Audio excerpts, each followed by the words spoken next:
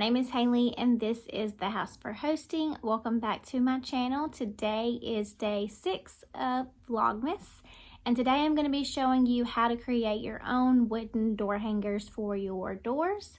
I have done this before. I have an in-depth video of how to do this that I will link at the end of this video that you can refer back to as well, but I decided I want to do some Christmas ones for my front door. Right now I have 2 wreaths hanging and I'll show you that in a moment, but if you missed my video where I showed you decorating my front porch with garland and all the stuff, it ended up being very red and white, which was what I was going for, but it had me thinking I feel like my front door would look really cute with maybe some peppermint door hangers to kind of tie in the red and white. So I'm going to be making those out of wood today and I'm going to show you how I'm doing that. First, I want to show you my front door, but before we even get into all of that, I have to say, if you haven't already, please do me a really quick favor and click that subscribe button. I would love for you to join me here and be a part of all the videos that I'm uploading and all the things I have going on. I love doing this, and so I love y'all joining this community. And let me know in the comments if you're subscribed and what you're enjoying most about this Vlogmas series. Also, I want to say tomorrow, which is Wednesday, my days are running together. So tomorrow starts my next few days where I work. I work 3 days in a row when I do home health. And then this weekend we're having my daughter's birthday party and my husband has a work Christmas party. So I have a lot going on the next few days. I said from the start that I was gonna try my best to do Vlogmas every day. But with that being said, if I miss, the next few days, it's because of that reason. I have a lot going on. I'm going to try to video. But like I said, I'm going to have grace for myself and also be present with the things in my life with my kids that we have going on. So if you don't hear from me or see me, that's why. Although, keep in mind, I'm going to try my best to continue this. Now, with that said, let's go take a look at my front door so I can kind of show you what I'm working with and what I'm thinking. I have 2 wreaths hanging, and last year I put bows on these, which would be totally fine. I have plenty of ribbon left. However, I want to do something different because you can see I have all this red and white, and I just think that 2 peppermint door hangers right there would be super cute and different. So today that's what my plan is, and that's what we're gonna jump right into and get done.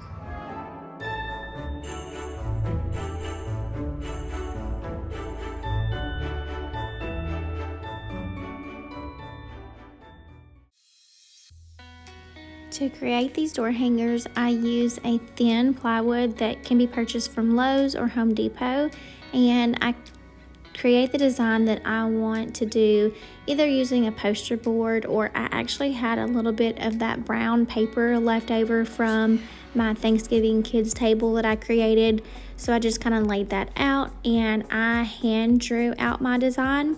Generally, I will look on Pinterest or something to kind of get an idea, and I'll just kind of freehand it. You can use things in your house to kind of get exact measurements. Like for my circle, I grabbed a wicker basket that was kind of in the living room and I just set it on the paper and traced the basket to get the circle, and then I just eyeball the rest of it. If you are not very good at that, I would say you could try using a projector or something to get your image on the poster.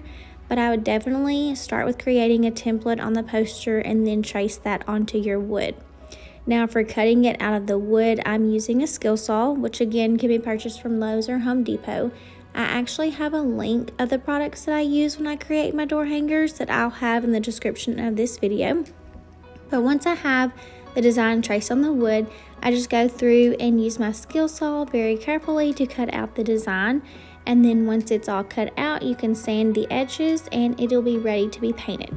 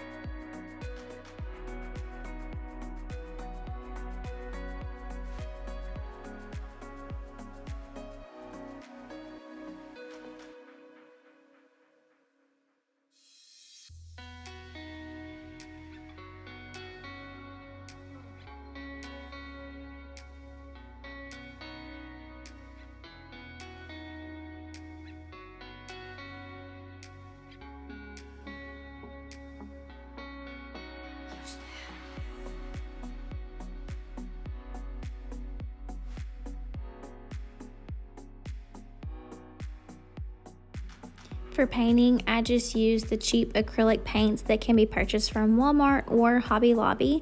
And I have several different colors on hand that I have had just over the years that I've accumulated from various projects and other door hangers and things that I have painted. But rule of thumb, I like to start with a good base coat. And if you will use a blow dryer, start out with a thinner coat and then blow dry it, and then you can go back with your second coat. If you try to have the paint adhere, like if you put the paint on it first and it's very thick, it will start to peel off because this is a cheap paint. So having your coats thinner is better. So you can do thinner coats and layer them. All in all, your paint will look better and your door hanger will be much more appealing when it's finished, because there's nothing more frustrating than you're painting and trying to get something done and it starts to peel. Side note, if you saw that, I did leave that clip in. This was our anniversary. My husband showed up with flowers and ice cream, which who doesn't love flowers and ice cream? So I wanted to leave that in because I thought that was super cute and super sweet, and I definitely enjoyed that. But anyways, back to painting. I'm just going to do a base coat on both door hangers and dry it, and then once I have that finished, I'll be ready to do the actual peppermint design.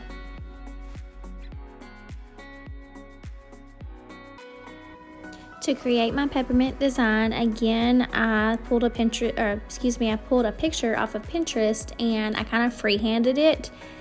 Again, if you're not crafty like that, then you can print it out and you can trace it onto your door hanger. I would say your best bet is to trace it if you're not crafty versus trying to freehand it, because I know the messy look is kind of in, but there's like this fine line between messy and like, I don't know what I'm doing. So trace it if you don't know what you're doing, and that's okay. That's not cheating. There's nothing wrong with that. You still did the work, so take credit for it. Don't worry about it if you traced it or if you didn't. But with the peppermint, it's one of those things that you can mess it up really easily, and you have to pay attention. So there were actually some templates on Pinterest that I counted the lines and it wasn't going to come up even. So what I mean by that is when you're painting, you have a red and then a white. So you want to make sure that you have the gap between each one. You don't want to end up with two reds side by side. So if you do the peppermint design, definitely keep that in mind and be careful, because when you're doing these types of designs, it's very easy to forget that. And then you get in and you start painting, and the next thing you know, you're like, oh no, what am I going to do now? And then you have to start over. If you get to that point and you do have to start over, don't just throw it away. Don't get mad. Don't get frustrated. It's paint. If you mess up, that's the beauty of paint. You can just paint over it. So I tell people who are reluctant and scared to start projects and to do these things, when it comes to paint, it's so forgiving. If you make a mess, if you mess up and you make a mistake, just paint over it and keep going.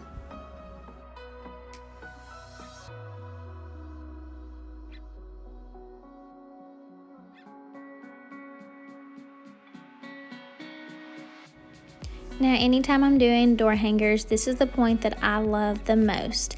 Adding highlights and little details really make the door hanger kind of become three-dimensional and just give it that character and ties it all together. It totally transforms it, and it's such a simple way. When you are doing highlighting, you want to dip your brush, use a thinner brush or smaller brush. Dip it in the paint and kind of dab some of it off so it's not so much, and then kind of just lightly highlight anywhere that you want to have some little character. So I'm doing a little bit of pink to kind of break up the white and the red. Again, peppermints are generally red and white, but I like the pink in with the Christmas colors and the peppermint. I think it's cute, so I felt like that would be something different to add. So I decided to add highlighting with pink. And then after I did that, I had a cool idea to do like a border with red and white, just kind of stripes or lines, whatever you want to call it, around the actual peppermint. The more that you do like this, it's just going to give it that three-dimensional look and just have it kind of unique. Another thing that I do for highlighting is use black. You can use a paint marker, you can use a Sharpie, but keep in mind those tools are going to generally have thicker black lines. And so I opted to use a really thin black brush, and that allowed me to have a very, very faint black line for my outlining. And I didn't outline everything. So initially I thought I was going to outline all of the peppermint stuff, but I decided not to. I just kind of outlined the border. But then I also took a brush, and I do this for most of my door hangers. I'll kind of put some black paint on it and kind of dust the edges. It gives it kind of an almost distressed antique look, but in my opinion, it breaks up the contrast between your door and the door hanger, and it just makes it pop. It gives it kind of a three-dimensional look. So think about when you're doing your makeup and you do shading to get three-dimensional look. This is very similar, but we're just doing it on our door hangers.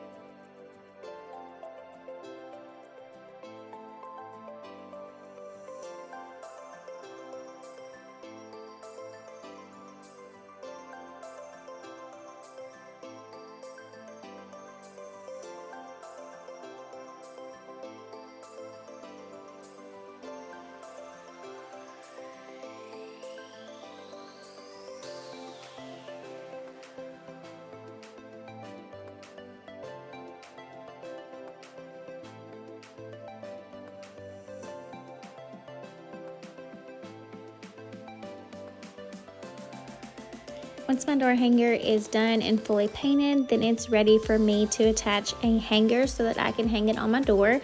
And I will use a drill just to drill the holes. I used to use twine, but I stopped doing that because I really like the look of using the metal wire. And I'll just kind of push it through the hole, and then once I get it through the hole, I get it to the length that I would like. Again, you can customize this however you need for your door. I have larger doors, and these are a little bit smaller. They're not quite as long as the other door hangers, so I'm trying to have my hanger or my wire a little bit longer. And then with the excess, I will use pliers and I will just twist it down. There's no rhyme or reason for how you twist it. You can have it twisted however you want. And when you get it hanging, you can even kind of twist it some more if you would like, or push it back. Usually I will take my excess wire and twist both sides going out versus going in, but that's just an opinion. That's just how I like mine, and it's my preference. So again, you can do that however you like, but you can purchase this wire from Lowe's or Home Depot as well.